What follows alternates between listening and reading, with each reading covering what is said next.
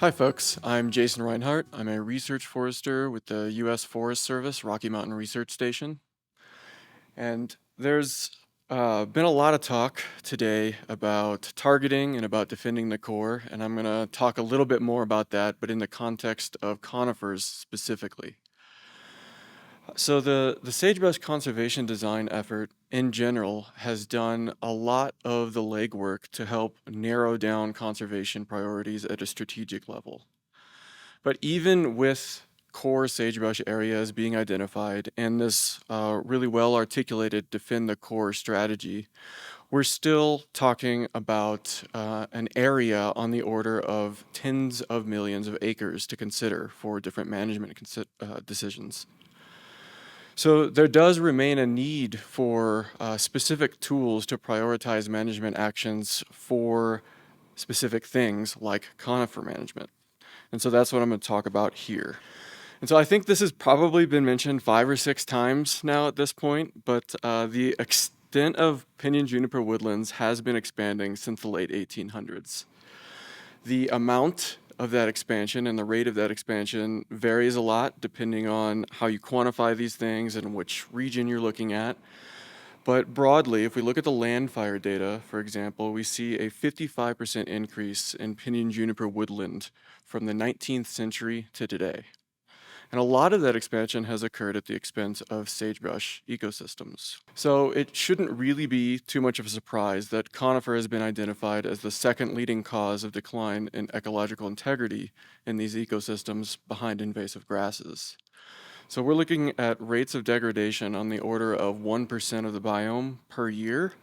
And at the same time, we're looking at conifer treatment on average of about 158,000 acres per year or 64,000 hectares per year. And I do apologize for using metric.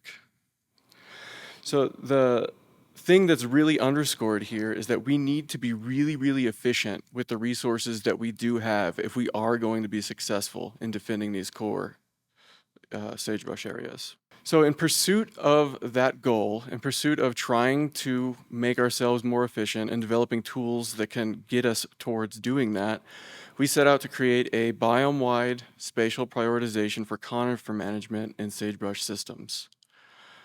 After we created that prioritization, we also wanted to dig in a little bit more. And so we had a second goal here of trying to demonstrate how such a prioritization could actually be used in targeting efforts in pursuit of defending the core. So how did we do it? Well, I'm not going to dig super deep into the methods here, just in the interest of time. If you are interested in the nitty-gritty details, we'll hopefully have a paper coming out later this year.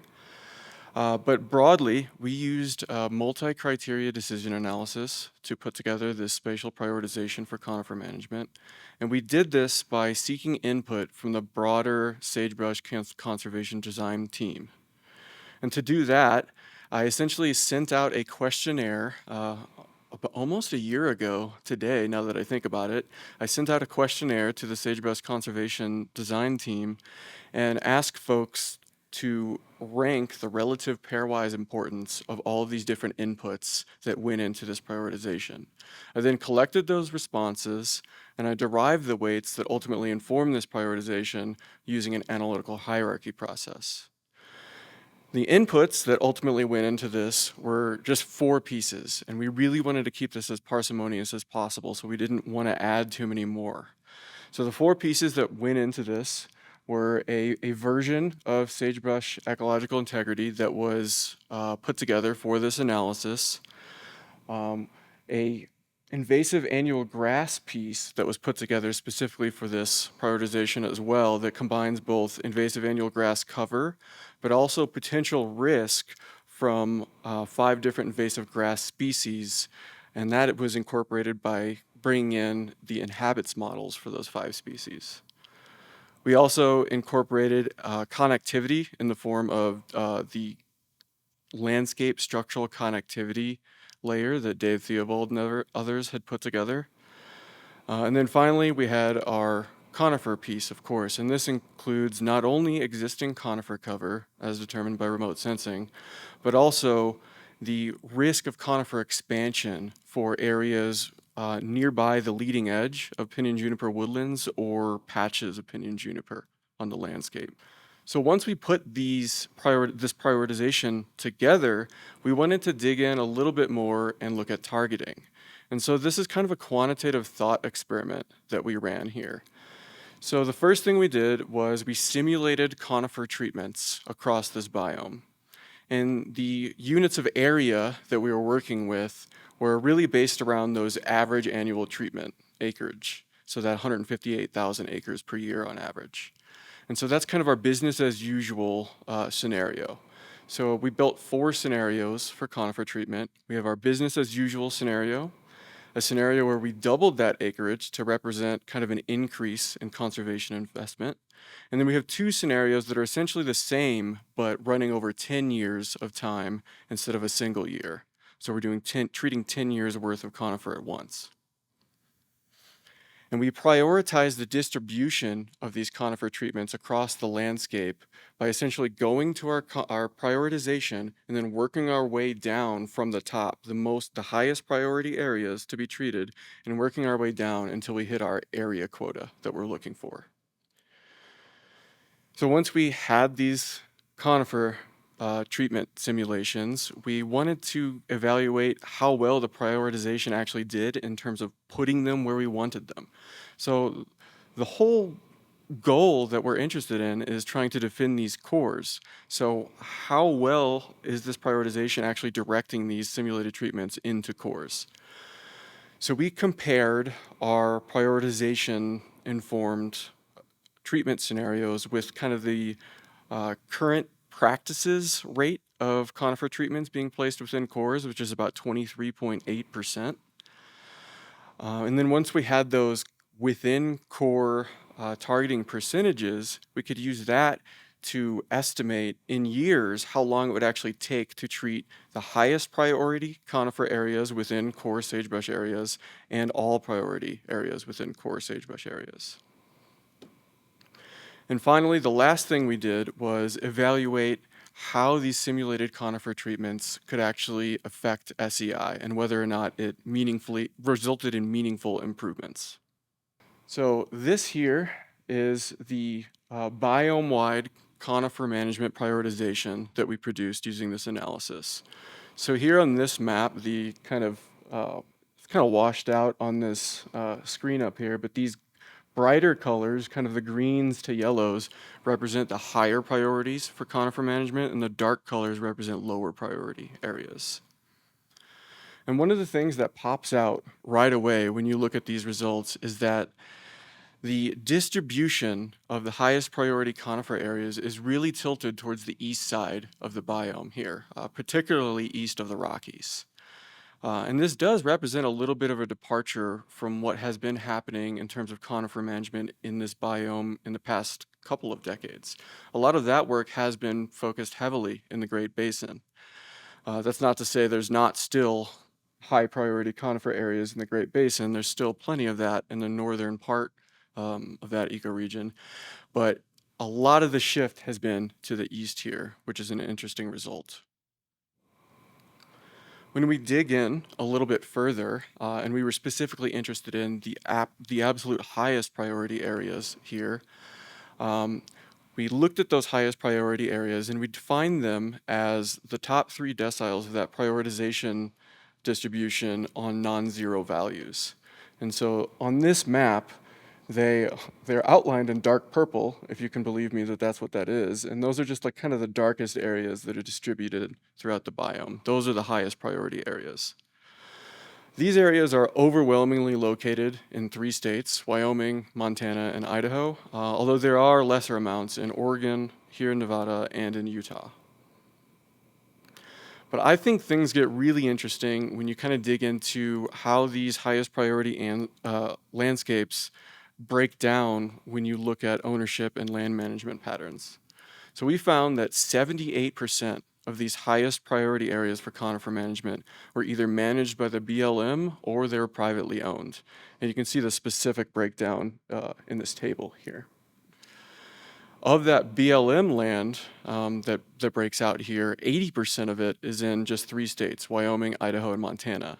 And of the privately owned land, 80% of it is in just 2 states, Wyoming and Montana.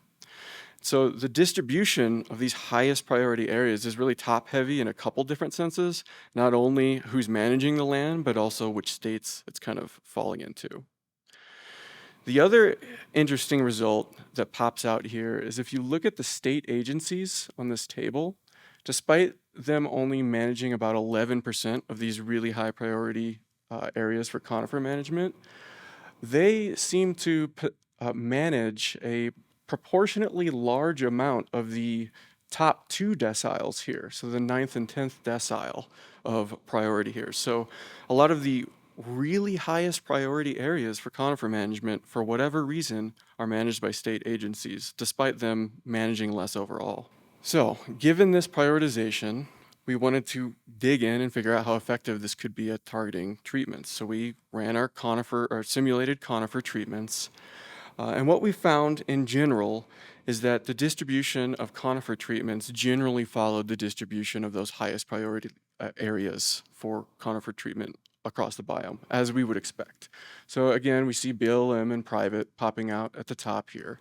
But there is an interesting result, and it's due to what I just talked about with state agencies. So in these single year conifer treatment scenarios, so kind of this business as usual and then business as usual doubled, state agencies actually end up with more treated acreage than private. And that is just by virtue of them having more of those really, really high priority areas that they're managing. So how well did the targeting actually do for these simulated treatments? Well, when we look at the within core targeting percentages across these scenarios, we see targeting percentages that range from 93 to 96%. That is a lot higher than the 23.8% that we typically see right now. And you can see the specific breakdown in the table on the left here. We can take that information, that with those within core targeting percentages, and we can use that to get a rough estimate of how long it would actually take to treat all the priority areas and the highest priority areas within cores. And if we do that, we see a 4 to 8-fold reduction in the amount of time that that would take. So for example, if we look at the table on the right here, so to treat the highest priority areas within cores, using the current within core targeting rate, it would take about 78 years. If we use our prioritization, same acreage, that drops down to about 19 years. And of course, if we double the acreage, that drops by half to 9.5 years. So this really represents a large improvement over current efforts. And this prioritization is doing exactly what we wanted it to do.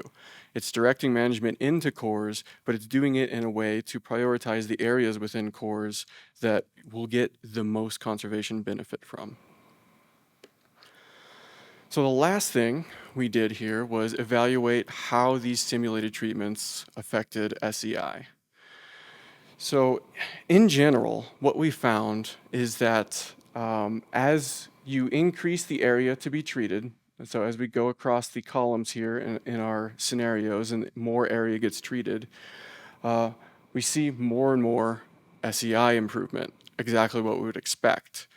But the really interesting result is that a lot of this improvement is happening within cores, which again we would expect because that's where a lot of the treatments are being directed. So we see a lot of within core improvement in SEI, so we're defending the core. But we also, despite a lot of those treatments being within cores, those treatment effects are bleeding over in the areas outside of cores, and so we're seeing improvement in these growth opportunity areas, and some of them are being promoted to cores. So we're defending the core and growing the core using this strategy. The last thing that I wanted to mention on this slide was that when we're looking at the data, so on this figure here, this is an example of what this looks like. So these black areas are our simulated treatments. And then it's kind of hard to see, but on this bottom panel, we have these green areas, different colors of greens, and these represent kind of top-level changes in SEI as a result of those simulated treatments. So it's not all change in SEI, just top-level promotions, basically. And so you can see there's some promotions to core from growth opportunity areas. And we see a lot of this sort of situation where if there's a lot of treatments saturated within a particular area, that's where we seem to see the largest improvements in SEI in general. And this really meshes well with what Noggle talked about earlier when he mentioned that saturating treatments within a given landscape can improve the efficiency of those treatments by up to 20%. So it's encouraging to see these results start to track with each other. So to just kind of highlight some of the key results here, this prioritization places new emphasis on sagebrush areas east of the Rockies. 78% of the highest priority areas are either managed by the BLM or they're privately owned. And a lot of this is occurring in Wyoming, Montana, and Idaho. In terms of targeting, these prioritizations are doing exactly what we set out for them to do. They're directing a lot of these simulated treatments in our thought experiment towards cores, and that is reducing the amount of time that it would actually take to treat those areas within cores. And then finally, our simulated treatments are increasing SEI, and they're doing it at a rate that's largely consistent with the amount of area that gets treated. So, some key takeaways here. I have 3. The first one is that this prioritization demonstrates one actionable path towards actually defending the core for conifer management specifically. And it does this by incorporating a few different ecosystem level attributes. Second, I think these results demonstrate the need for cross-boundary partnerships. So we have 78% of the highest priority areas being owned by 2 very different management categories, so BLM and privately owned land. So those are 2 very different categories. And then you combine that with what we're seeing with what these treatments do in terms of saturation and how that improves the effectiveness of those treatments. I think that really underscores the need to develop and maintain cross-boundary partnerships, because the deck is really kind of stacked against us. We have to be really, really effective with every resource that gets input into these conservation efforts. And then finally, this work demonstrates that deliberate strategic targeting of management efforts does have the potential to greatly reduce the time needed to treat priority areas within cores and to defend and grow those cores. Thank you.